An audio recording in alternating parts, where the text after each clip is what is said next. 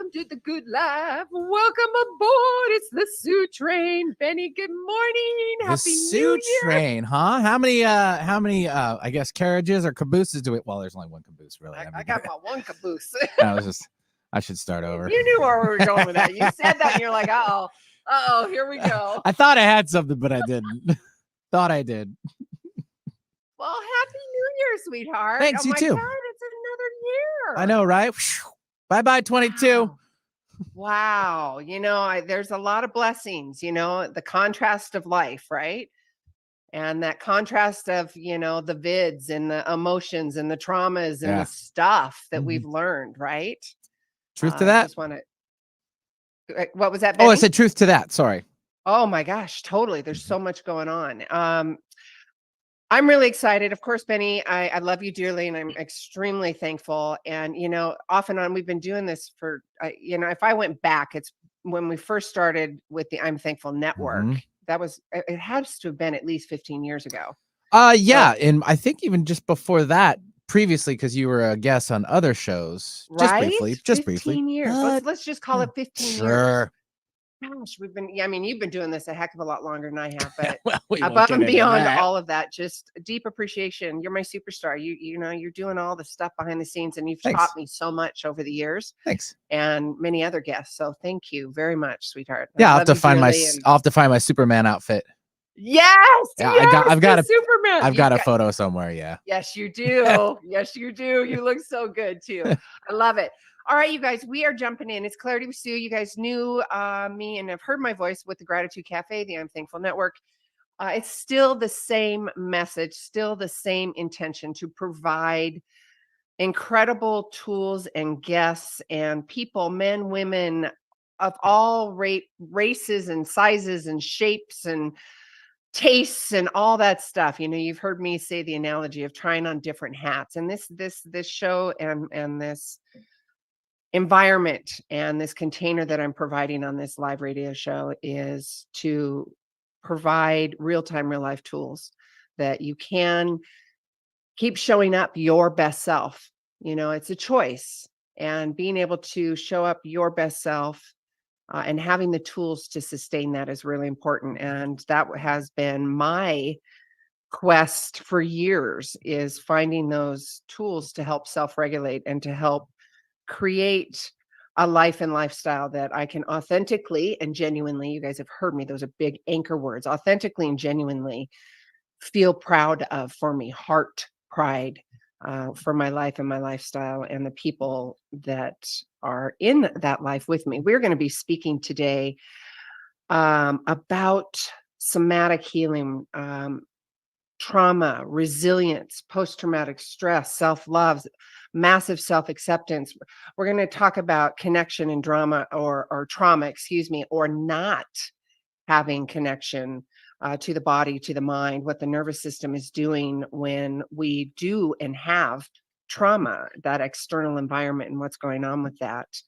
And my guest today, she's been doing somatic therapy, and I'm super, super excited to have her on. And we're going to dive deep with massive conversations about what your nervous system has been doing to save you, which is, our body, our nervous system, our minds has an incredible ability to heal itself when given the tools and the environment to do so. You've heard me talk about those safe containers. We're going to do that today, and we're going to have some conversations about somatic healing, what that looks like, trauma. I want to remind all of you that we are live on terrestrial radio, AM 1150 on the dial in the Pacific Northwest, to all of you that are listening to us live there on the radio. And then we're also live on YouTube, Facebook, and Twitter. So if you would like to see us, which is absolutely amazing, just go to YouTube and type in AM 1150, 1150 KKNW, all those search words. And we'd love to see you. So we are going to be joining. I'm going to put on my glasses here. I know with those in the YouTube world, you can see me. And you know what I'm doing? I am saying Elvira in my head. Elvira, because it's Maira. Elvira, Maira. But it's not Elvira, but it's Maira Holzmann. And I'm so excited to have you here. See, that was a good thing to help you remember how to say my Yes, name, creating right? the neural pathway, my friend. That's yes. right. All right. Well, here we go. LCSW and is a body-based, somatically trained trauma therapist specializing in helping adults heal from childhood trauma, committed to the vision of ending the consequences of trauma from being passed on to future generations. Oh, right there. That's the Right, jam. right there, babe, right there. Yeah. And she understands the importance of including the body as the ally in the healing process. I can keep going, but let's talk to you. Let's get to know you. The audience knows this. I do the formal bio and it's beautiful. And we want to see you and your energy and your why. Talk to me. There's that saying that, you teach what you most need to learn. And that, 1,000%. yeah. Yeah. So talk to me about your journey through this, if you would, please. And welcome, by the way. I'm so Thank you. I'm so stoked to be here. And like I said to you a little bit ago, your energy is infectious. So I'm even more excited now and less nervous. Yes, good. So yeah, I love that you opened with this question about my why, because to me, that is one of the most motivating forces. I think it is, I believe it is for most people, about why they do the things that they're so impassioned about and then become really successful at. So I was born in the Philippines and my family moved here when I was 2. And so I grew up in an immigrant family. And part of what that means for me is that I grew up at home with one foot in the Philippines, and then in my outside life, one foot in American culture. And that is actually a really hard road to travel because my parents were not Americanized, so to speak, when they got here. And so it's trying to navigate, synthesize, and weave these two different worlds. And my parents are, and I mean this in the best way, old school Filipinos. And part of what that means is that kids obey. Yeah. And Americans are not great at obeying. And I mean that in the best way, but it's a very individual culture versus Filipinos, which is a very collectivistic culture. Yes. And so I grew up in a home where most especially my emotional needs were just not met. I was emotionally neglected. My parents were physically abusive. They would never think that about how they raised me.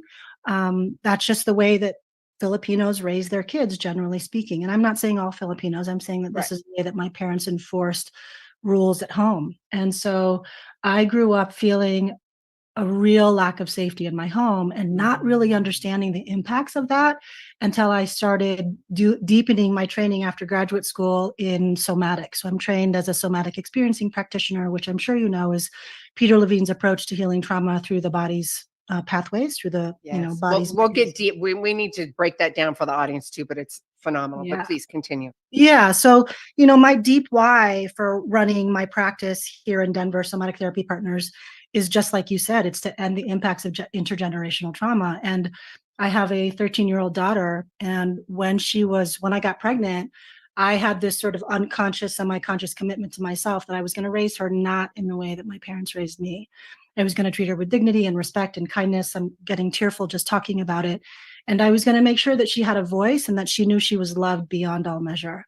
And I know that my parents loved me, for sure. I know that. And it's just a different kind in a different culture. And it's a different way. It's a different way. And so, my daughter knows it through and through. She knows it all the time. And I always had to kind of try and figure it out. And, my parents were not touchy-feely, I love you kind of people. They were like, do as I say, not as I do kind of people. And then, use some methods, of course, that didn't create safety. And as I'm sure we're going to get into it, if you grow up in a home where there isn't safety around, your nervous system doesn't develop optimally. And so I've spent my whole life overcoming my inheritance, so to speak, around especially how I show up in relationships.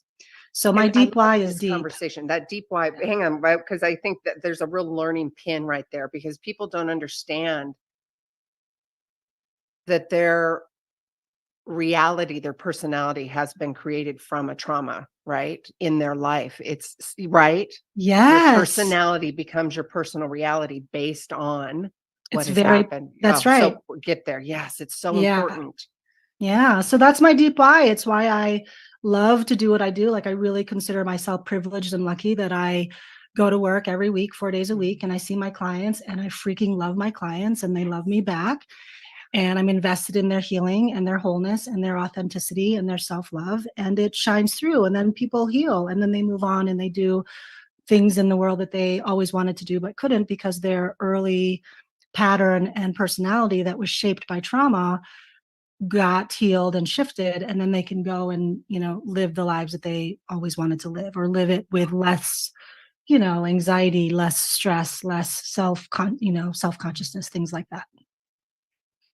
Blessings to you and thank you. And Thank you. it's such important work. And I hear you when you're talking about generational traumas and the cellular biology and all of the juicy stuff, the whole nerdy stuff Yes. the medical stuff I can get into, but keeping it layman, your body has a memory of that. And just as an example, I'm a product of adoption. I have raised 3 beautiful daughters. I'm a bit of an empty nester now, living, on my own, but and I said the exact same thing. I said, I will not raise my 3 children. They won't experience the trauma and the ranges of abuse that I had endured or experienced. Right.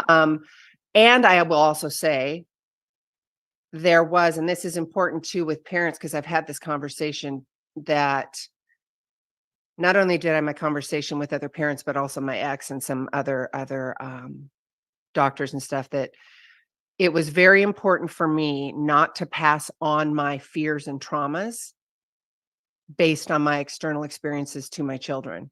1,000%. I wanted them, right? Yeah. I wanted them to experience their life. Now, was I perfect at it all the time? No. Did I go into fight or flight in the holy shiitakes? Yes, I totally did. But you get my shiitakes, right? I do. Yeah. I love that. And the audience knows that. They're, the suisms and the farfignugens and that. But back to, and I think you will agree that the foundation, or the first part of that understanding, is the awareness that it's happening. The adjective to describe the fear, the fight or flight. I've used the analogy, this, and I'd like to unpack somatic for the audience, define it, walk through the conversation, because I think it's such an important tool, because I am hands down that practicum, that practicality. Yes, I'm deep seated in 5D and the energies of the world, and I love all that. We live in a practical 3D world. We need to have that practicum, that self-regulation immediately, and what that looks like. We do. Especially coming off of the vid. Well, even if it just wasn't the vid, coming off of holidays, dancing and swimming in the stuff, Yeah, the holidays are actually a big deal, because everybody goes to see their family, and then they go and get triggered, and then they show back up in my office, and I'm like, okay, let's unpack how that went and how you did and how, what happened. Right. Or they don't have family where they thought they had. So there's all kinds of conversations here. So please, if we could, first, thank you again for sharing your why. Let's unpack somatic. Let's kind of the definition, because I know, and you know what, let me do this really quick. I want the audience, because this is a question that I want the audience to kind of have and noodle in their head as we're having the conversation, because it's important. Okay. Because this is, and I'm going to go through the definition of some things that you talk about on your website. And I thought it was really important, because it just gets your neurals going. Yeah. So you guys, audience, I want you to really think about this. Are you re-experiencing the trauma through intrusive, distressing memories of events, flashbacks, or nightmares? I could say yes. Yeah, absolutely. Are you emotionally numb and actively avoiding places, people, activities, and reminders of trauma? Yeah, I am. Currently, I am. I don't go to Facebook. There's that, but there's also places too, because my nervous system gets triggered. Yeah. And it's important that we have this transparency with the audience, so they can really see and then have their awareness to begin their healing. Are you having difficulty sleeping, concentrating, feeling jumpy, and or being easily irritated or angered? Now, that's also important, not only with trauma response, but also hormone imbalance too. We don't need to go down that avenue, but it's important that the audience, if you're having that, go get your hormones checked for the females out there. But yes, specifically talking to somatic and your trauma response, audience, I want you to ask yourself, this is your awareness tool, asking yourself these questions. Are you re-experiencing X, Y, and Z, what I was just talking about? And if you are, you need to get some help. So the stage is you, my friend. So what I love that you are talking to your audience about are some of the primary symptoms of PTSD, which stands for post-traumatic stress disorder. And PTSD. So here's an interesting thing that you might not know that I found really interesting as a part of my trainings. So the thing I actually specialize in helping clients heal from is early trauma. And early trauma is defined as adverse experiences that happen in those first 3 years of life, 0 to 3 years old, where basically your neural pathways and the template, I use the word template, the Yep. template of your nervous system is getting laid down. Yep. So if your mom was depressed, if your, if your dad abandoned you by going off to war, or it doesn't always have to be bad things. It can just be a state of uh, things that are just not, Unrest, uneasy, unrest, yeah, uneasiness. yep. So if you have that, what is true is that if you don't get help, if you don't get support in those early years, then when you have early trauma, it actually predisposes you to experience the symptoms that you just described that are of PTSD. So it's kind of like pre-trauma, because in those early years, if your nervous system isn't built well enough, and I always use a metaphor of a building, right? So all my clients walk in and they, And it's not you guys. You didn't do anything wrong. It's very important that we say that too, right? Very important that we say that. Yeah, there's no blame when it comes to trauma at all, and there's no shame in it. And we can also talk about that. But when when the nervous system doesn't develop very well or optimally, then it predisposes you when bad things happen for you to be less resilient. And when you are less resilient, your nervous system isn't in that functioning of being able to come into arousal and then settle, right? So a healthy nervous system comes into arousal and then settles. It's supposed to do that all on its own. It knows exactly how to do it. That's how powerful our nervous systems are. But in early trauma, that rising and settling pattern that we see isn't in place. And so what happens is that clients get stuck either in a revved up sympathetic arousal state, me as well, right? Or they get stuck in the other side of it where they're collapsed, they're depressed, there's seemingly no energy for life. And then often people will sort of bounce between those two poles, but never really live in The that middle extent, range. it's like extreme here, extreme there, right? That's right. It's a life full of extremes. And that the cost of doing business, which is a Stephen Porges term, who is a huge person right now in the world of psychology because of his polyvagal theory, but he talks about the nervous system and the cost of doing business. So the symptoms that you named are PTSD, and then there's early trauma. So there's a lot of different kinds of trauma, but the main ones are early trauma, and then there's PTSD, and they're really connected, unfortunately. People who develop PTSD likely had early experiences of adversity or lack of safety in their home. And so again, like I said, it means that their nervous system can't quite get over the hump and come into healing. And they need not a lot of support, but more support than someone who had a really regulated nervous system and then something really intense happened, but that pattern was already in place in their nervous system. Does that make sense what I'm saying? What I'm talking about? I get, yes, you're speaking my language. And I think you broke it down very easily for layman terms, because that's important, right? Because if you don't understand it, you're not going to do it. You're not going to feel safe, right? That's right. Absolutely important that we break it down. And what's coming up for me, because I read the symptoms and I'm like, yes, check, and check. And and of course I teach what I most need to learn, because I'm a product of, the traumas and the abuse and the post-traumatic stresses. And the conversation I want to have with you is that you're either, there's extremes. It's either you're shut down or you're hypervigilant, I didn't, and the hypervigilant mom, the hypervigilant parent, the whatever that is, or you're hypervigilant and you're creating the drama in your life because that's what your nervous system is used to, right? That's right. Is the chaos and the holding wait, your breath. It feels different. It's supposed to feel different. My loves, you're supposed to be in homeostasis and calmness. Right. Yes, and that's okay. It's just, and I've spent many years researching the work with Dr. Joe Dispenza and his meditation practice and all of that. And I think, have you been to a couple of his events? Or I haven't, but I read a couple of his books, and he's one of the few authors in that realm of self-help, because he talks about the body in ways where it's not about ignoring it or overcoming it. It's about transcending these. So this is how I heard it: transcending these somatic patterns so that you can heal and basically be different. And that landed for me. It's like, and get it out of your body. It's a separation between that, right? And it is. It's just your nervous system going, I'm going to keep you right here, brothers and That's right. sisters. I'm going to Yeah. keep you right here in fear because we know that. We know that super well. We So let's know just that live super- right here all the Yeah. time. That's Oh, it. and then let's juice us up with more caffeine and Red Bulls, and we're going to go zing, zing. Yeah. Yeah. And there's so many ways that people do that, right? Oh, Like they totally. pick fights with their partner. They work out all the time. They do a lot of high risk activities. That would be, To and I keep can talk. yes, please go ahead. That's Lottie. right. Yeah. No, I mean, but that's the pattern that I know. I'm a sympathetically dominant person. So what I've learned being a therapist working with trauma is that everybody has a template. So most people are either in a fight response or a flight response, right? Or they shut down. And I know that there's other, there's fawning and there's other responses to trauma, but most of the time everyone defaults to one of those. And I've talked about this before, but my default is fight. If I'm under threat and you want to go, I'm going to lean in and say, let's go.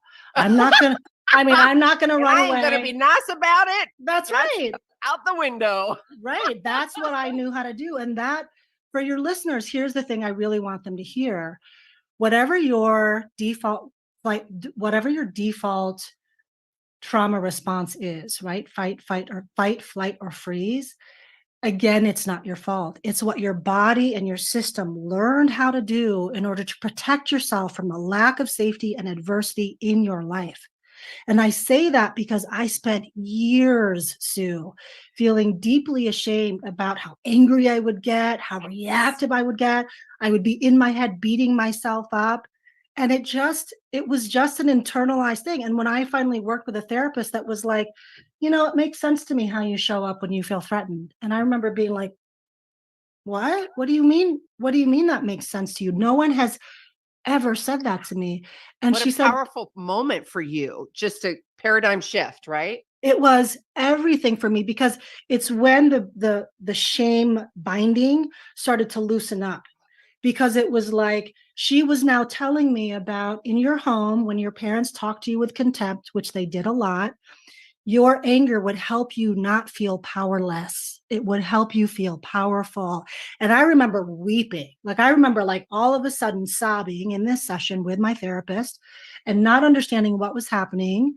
And later only coming to realize I felt seen and understood for the first time in my adult life. And this was in my late 20s, early 30s. So I had spent 3 decades being down on myself for the way that my body naturally learned how to defend itself. Other people can avoid, they can run away, they could shut down. And that, at least in my world, seems more socially acceptable, right? If you're just quiet and you just avoid, and that's fine, but it's still diminished. Just kind of keep yes, yourself quiet. right, a little bit small. And I just got big with this rage because it was the thing I needed to do to handle my parents, because their rage was also so big, right? So if I didn't meet them, what was going to happen for me as a young girl with a developing nervous system and a developing brain is that I was going to get crushed to death.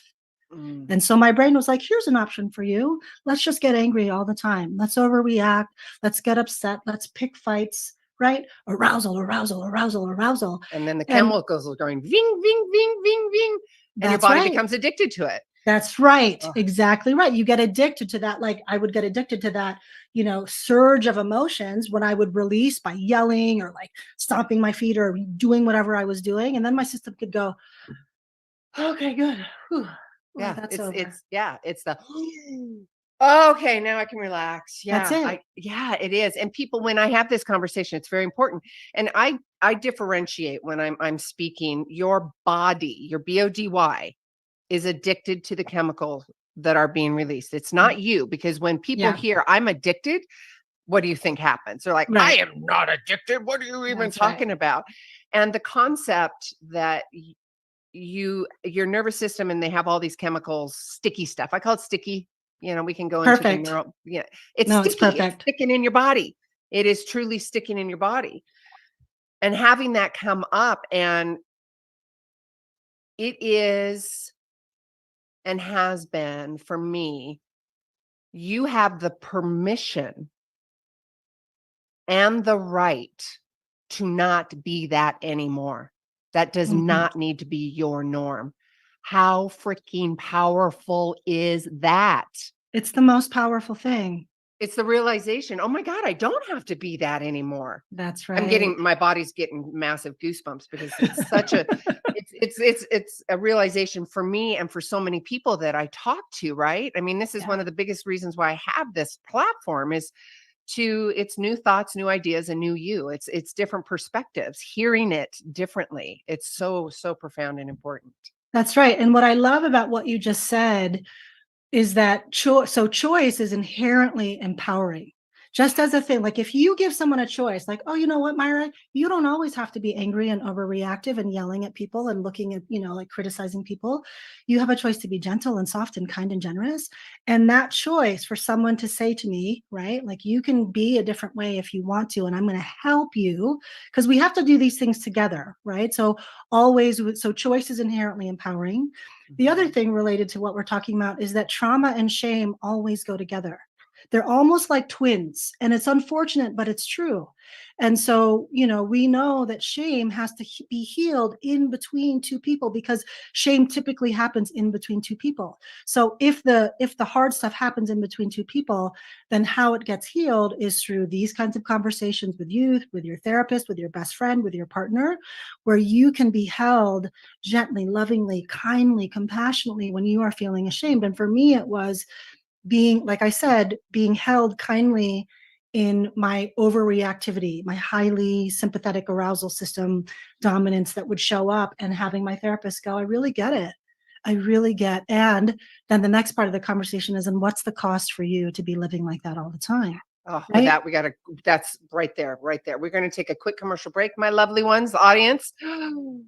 Sister, we could keep going for hours and hours and hours. I just love this conversation. All right, to the radio world, we're going to take a 3-minute commercial break. To the international world, the podcast world, the YouTube world, we're going live for about 3 minutes. So come join us there, and we're going to keep having a conversation and loving on you. So we'll be right back. All right, I'll clear you too. Thank you, Benny. I love this conversation. Sue, you are so freaking cool. You are like tit for tat. Like everything that you say, I'm like, yeah. And then I watch you go. Yes, it's the holy shiitakes. And it's so important to have the conversation and to unpack in a safe container that, yeah, babe, your body is addicted to the chemicals. Yeah, I really It's just a appreciated that trauma discernment. response. That was such a good discernment. This is your body, not you, because people conflate the two all the time. Like, oh my God. And then that's the shame and the guilt that comes in, sister. That's it. Right. I'm just a bad know. person. I get angry all the time. It's like, well, let's just tease this apart a little more. So I love that you did that. That was really excellent.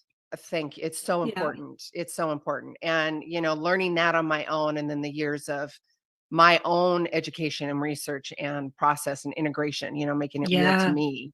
Yeah. And that's my specialty. My specialty is that integration. You're coming into an old life as a new self. Yes. And you need to integrate and align with your language, your boundaries, who you are and how you're showing up, because you completely redesigned who you are, right? Yes, that's a great way of putting it. That's brilliant. Yeah, and I needed it, so I created it, and it's the personal code of conduct. So you redesign. Oh, that's yourself. What that program is. Yes. Oh, yeah. Nice. Yeah. So it's your personal code of conduct. You get really clear on who you are, how you're showing up, and it's super, super easy. I've been doing these analogies since I was a little girl, giving them as gifts. If you, it's amazing. So you do this and you create this beautiful human, and then you've got this. I teach people how to treat me tools, right? Because that's how you.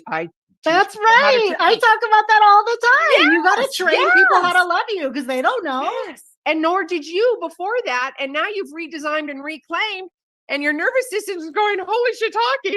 I got to keep myself self-regulated, because you come into this world and it's Hogwarts, right? I've got to stop you there. Got to bring you back. Okay. Thank you. All right. Stand by.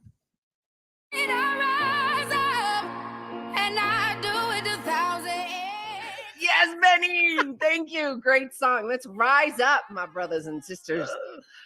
Wow.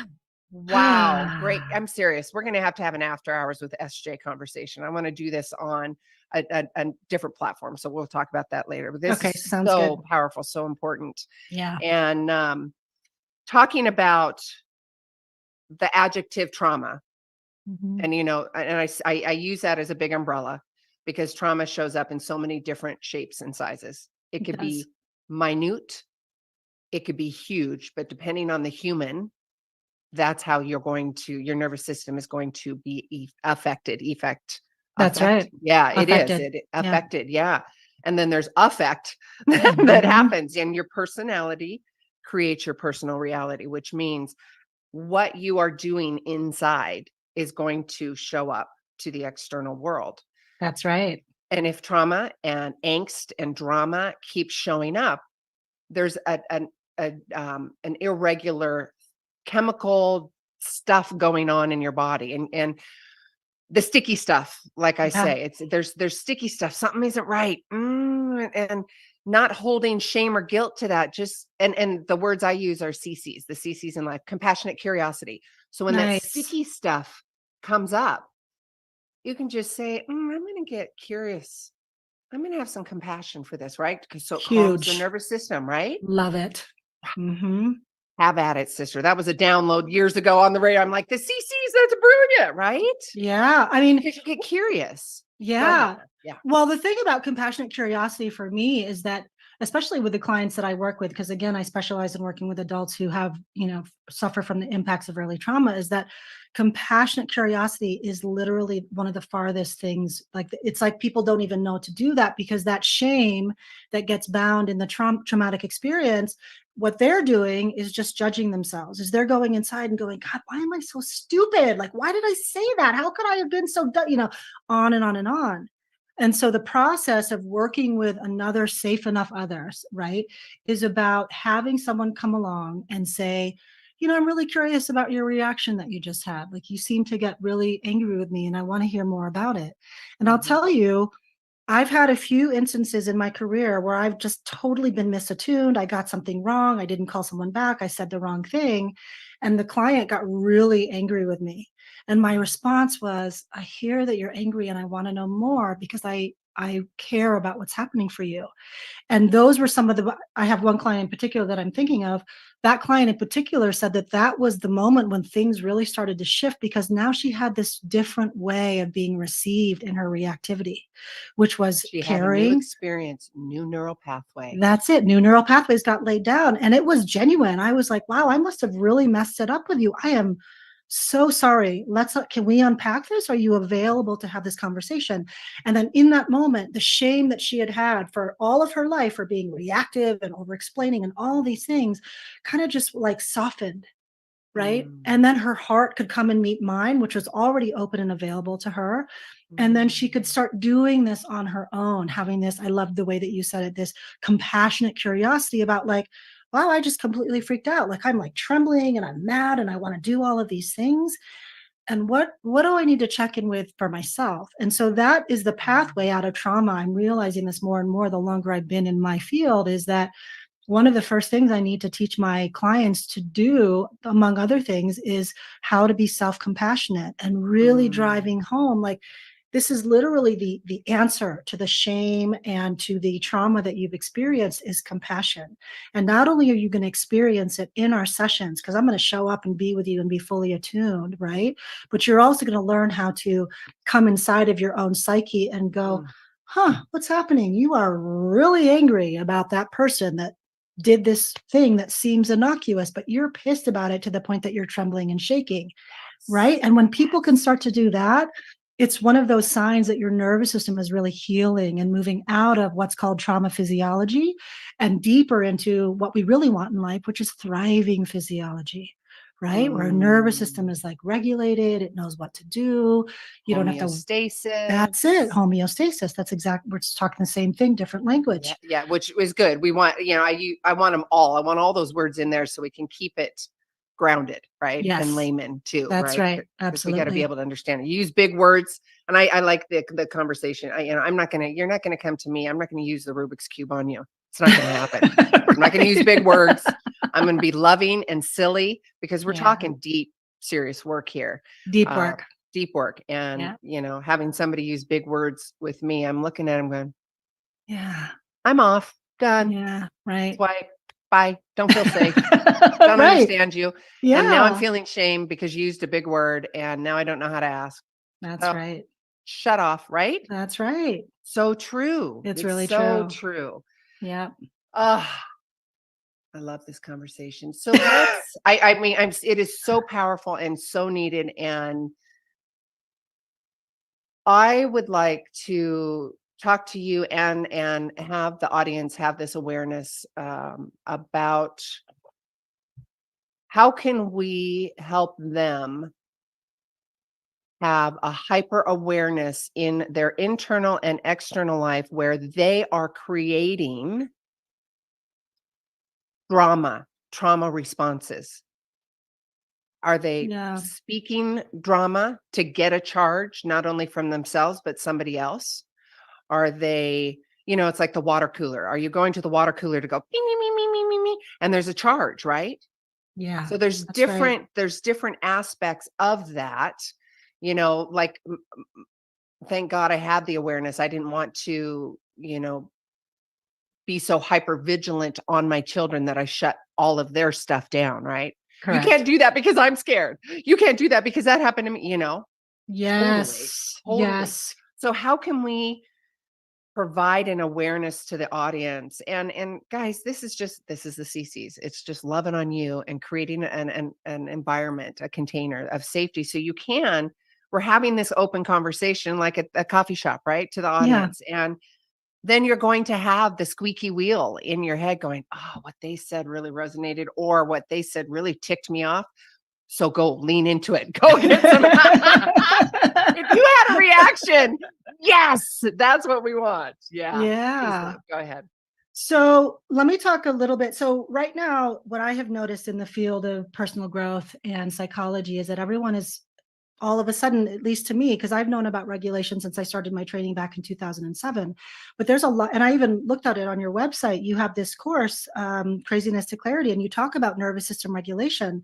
And when I was training, nobody used that language, right? So I just want to unpack it really, really simply for folks so that they understand where the guardrails are. So when your nervous system is regulated, you can expect to feel alert and relaxed. It's as simple as that. When you are regulated, you are engaged in your environment or what you're doing, but it's kind of in a relaxed way. Now, I'm not saying that you need to live there all the time, but that's the baseline that we want your nervous system to come back to. So, for example, in this setting right now, I'm starting to come back into regulation. When we first began, I told you before ahead of time that I was nervous. So I was up here and I could feel myself kind of like, my body was just a little bit like vibrating like this. And I was, yeah. And I was maybe talking a little fast. And right now, everything is starting to settle down. So my nervous system is doing that without me having to do anything. I'm not over here trying to breathe a certain way or think a certain thing. So when you are regulated and you feel alert and relaxed, if your system doesn't come back to that alert and relaxed state within a short amount of time, and I'm talking maybe 20 minutes or so, right? Then there might be something that's a little bit off. And there's nothing bad about that. It just means that this is the awareness that I want your listeners and for everybody to have, because a well-regulated nervous system, and the thing about our bodies is that they're so powerful and innately intelligent that they know how to regulate themselves if everything happened well enough in those early years, right? I had to work towards that. I have had to work towards regulation, and now my nervous system knows how to do it, and it's not a thing. I don't have to work super hard at, again, breathing a certain way or thinking a certain way. It just sort of does it. And I like how you called it out too. You called it out, and it's you taking your power back. Oh, my body's nervous. I'm feeling a little bit nervous here. Hey, all right. Well, babe, you're safe with me. We got this. We're good to go. Whether it's you and I having that external conversation, or you having it with your powers that be, with the powers that be. That's exactly right. Yeah. So if you find as a listener that you don't come back to baseline, or if I say baseline and you're like, what the heck do you mean by baseline? And I say baseline is alert and relaxed, and you're like, I don't even know what you're talking about. Alert and relaxed, not stimulated off of caffeines or stuff. Right. That's a great distinction. Right. Yeah. Without all of the things that we might put into our body to get us alert, or the things we might put into our body to get us relaxed. It's without any of those things. It's like, and I can feel it happening. Like my breath is starting to slow down. So I'm a somatic therapist. So one of the things I do all the time is I talk about and I teach my clients to describe what's happening in their body, their sensations, their shifts in physiology, their impulses, right? What they're feeling emotionally, what they might even be imagining. These are all what are called channels of the body. And so when you are regulated, your mind is generally speaking clearer, right? It's not racing, it isn't stuffed with a bunch of thoughts, and it's definitely not stuffed with a bunch of self-negating thoughts, because again, if trauma and shame always go together and you are dysregulated, then your thought patterns are going to mimic your body. As a sidebar, but related, we always talk about the mind-body connection. That's everywhere all the time. But what's really true is that mind and body are one. There's no separation between mind and body. So if your thoughts are, so to speak, polluted with all of this self-negation, you know what your body's going to feel? It's going to feel braced. You're going to be shallow breathing. You're probably going to be more prone to sickness. You're going to have digestive issues and immune functioning issues. Inflammation, all the stuff. Yeah. Inflammation, that's the biggest word right now when it comes to all of that. So mind and body are not separate. This isn't about mind-body connection. It's about mind-body unity and coherence. That's really what we're trying to get to, is mind-body unity and coherence, versus dysregulation is mind and body separated, right? They're not quite connecting together, or if they are, it's creating dis-ease or disease, versus that unity where, okay, if I can be kind to myself and teach my body that it can come out of being hypervigilant or shut down, then health is going to open up, because the systems in your body are going to flow better. There will literally be more space in your body, right? For blood to flow, for cells to function. It'll be fluid. That's it. That's right. Audience, did you hear the contrast and the discernment and the examples of, and I say this, it was realization for myself, and of course the conversation, I'm sure your clients, being in fight or flight, big buzzwords, right? The fight or flight mechanisms. But if we break it down, if you're constantly in fear, if you're constantly on the go, if you're constantly shut down, if you're constantly numbing out, if you're constantly hypering out, yes, that is dysregulation. That's is right. Not the norm. And you are going to say, well, that's how I've always been. That's what I know. I'm like, well, how's that working for you? You're here and you're listening and having a conversation because there's something sticky in there. It doesn't feel right. Yeah. So having this awareness and conversation, so that the contrast and the discernment is so important versus avoidance and denial, Yeah. That's why I love how you're talking about it, because, for people who haven't ever been to see a therapist, or maybe have not read a lot of self-help books, but they have this inkling that something's not quite right and life could be different or better, it can be really helpful for someone to just break it down simply. Here's what regulation feels like: alert and relaxed at the same time. And then you compare, the listener can compare their experience and be like, I don't know if I've ever felt that way, right? I have a quick story that I'll share. So one of the things that I do to help heal early trauma is this therapeutic touch form called co-regulating touch. And it's a passive. Yes. And Thank you. I want to know about this more. It's really amazing. It was created by my teachers, Kathy Kane and Stephen Terrell, and they wrote a book called Nurturing Resilience. And I've taken a bunch of their trainings and I assist at their trainings. Have you heard of that book? Yes. And it's basically what I do. It sounds funny the way I'm going to say it, but I hold people's kidneys and I hold people's brain stems, because where the kidney is, the adrenal system sits right on top. And so that helps regulate the hypothalamic pituitary adrenal axis. I know that's a big word, but it's a big part of our brain. And so that's part of what I'm going in there with intention. So I do this, it was probably the first or second session with this client. And most of the clients that we see struggle with either early trauma and or anxiety. I'm really good at working with anxiety versus depression because I tend to be wired up versus wired down, right? So she sits up and she had kind of fallen asleep. And this was a woman who had a lot of early trauma, a lot of misattunement, a lot of neglect. And she sits up and I'm like, how are you doing? And she takes a moment and she's, I can see her just sort of being really confused. And she starts weeping. And I say, oh, what's happening? And she's like, what's happening to me? And I said, what do you mean? She's like, I don't understand how I feel. And I said, and I paused and I was just sort of with her for a moment. And I said, I wonder if you feel relaxed and settled and that your brain and your system doesn't actually know what this feels like. And it might be a little scary for you. And then she starts sobbing and she's realizing just how little of this experience that she's had in her life. And part of what she ended up saying was like, she asked me, she's like, is this what feeling safe enough is like? Oh, I was like, oh, this I is the want to, embodiment. This yes. is the embodiment of what safety is like, because safety isn't a concept that we talk about and then create. It is something that we can create. I take that back. And it has to be, and I say that in the best way, not like a should, but it has to be a lived experience in the body so that we know how to come home to ourselves. Because if we don't have that, right? Like I didn't have that and I had to learn what safe enough felt like, which if I had to, again, come back to this idea of regulation being alert yet relaxed, that is safety.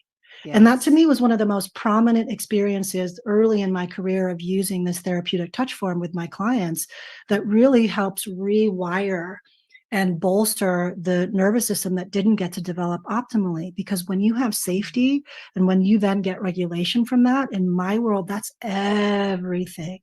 That's the launching point for every good, amazing, beautiful, gorgeous, rich thing that you want in life and that you can have. So, Yes, yes, and yes. And thank you.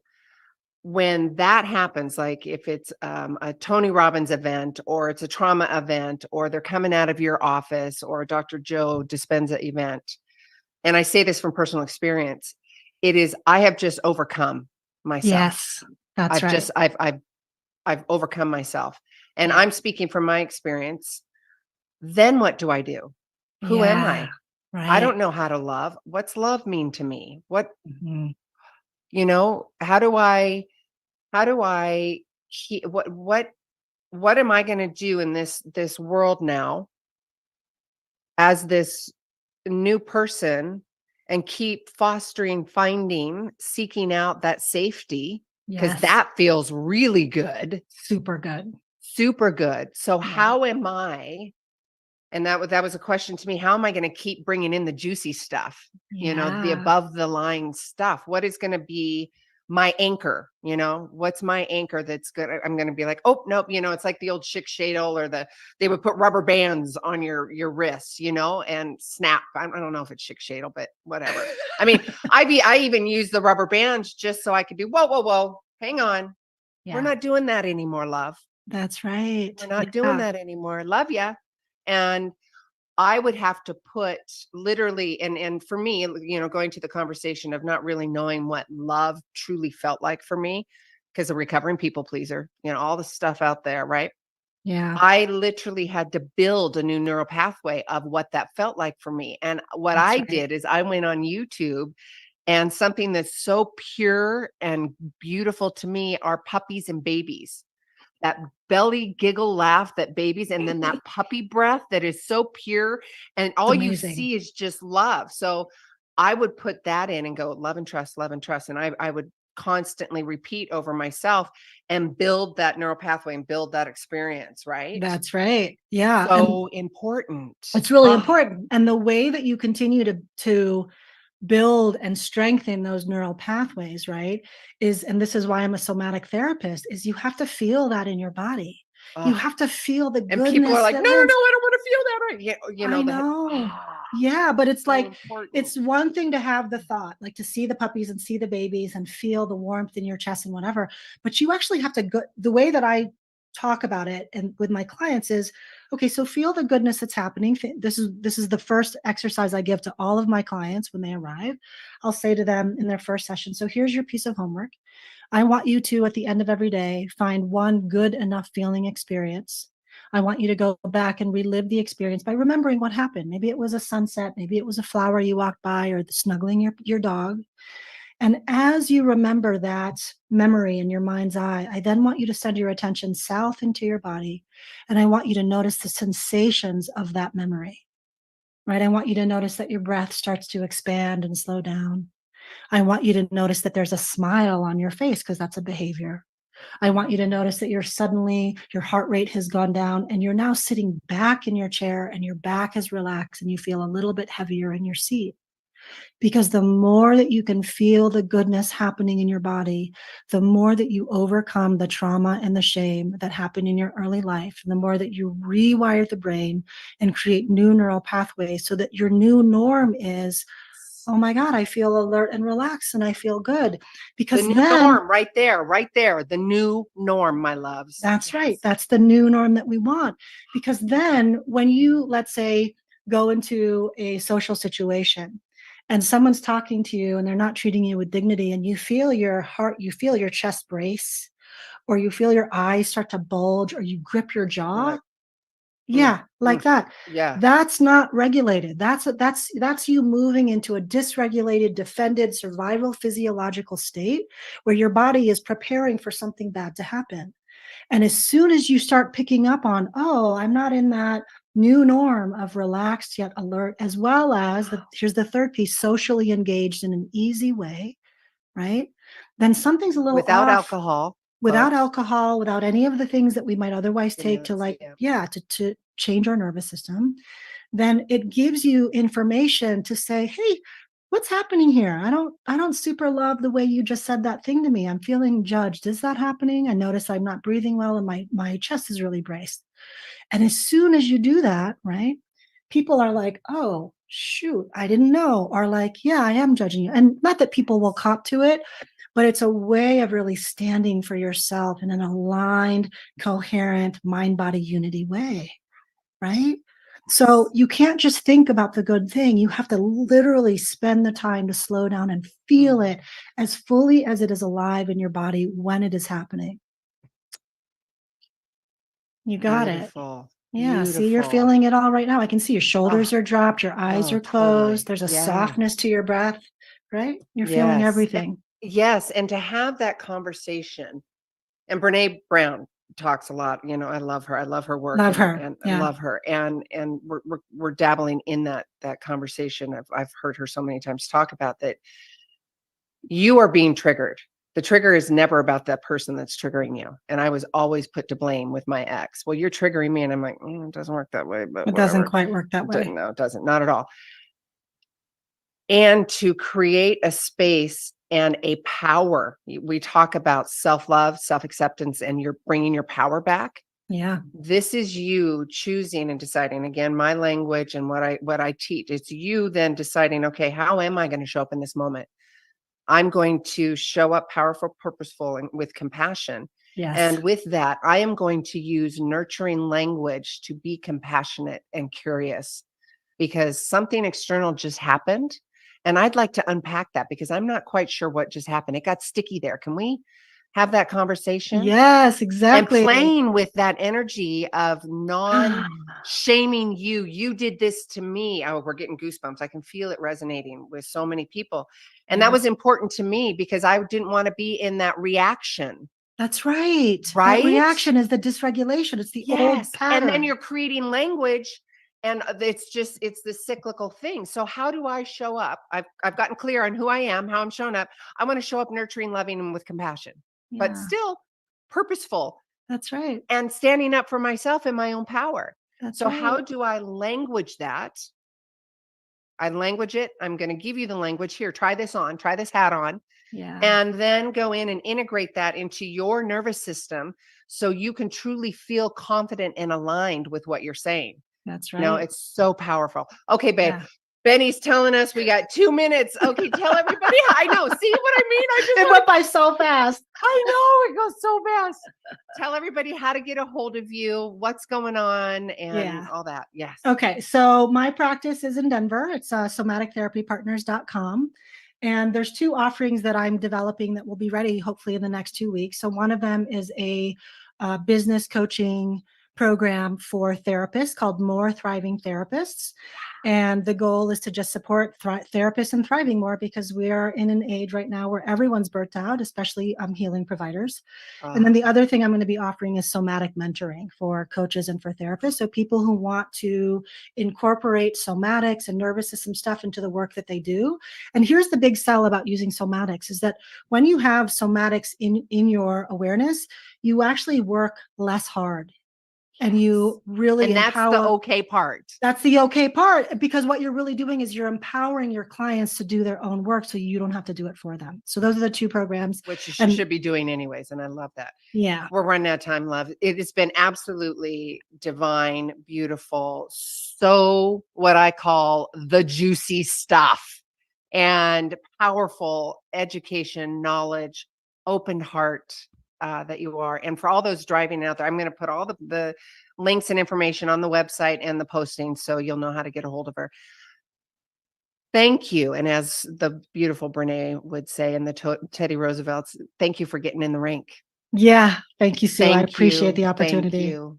Thank you. And to all of my audience and guests and all that, iTunes and all that, 6 stars, please. We're going for the stars.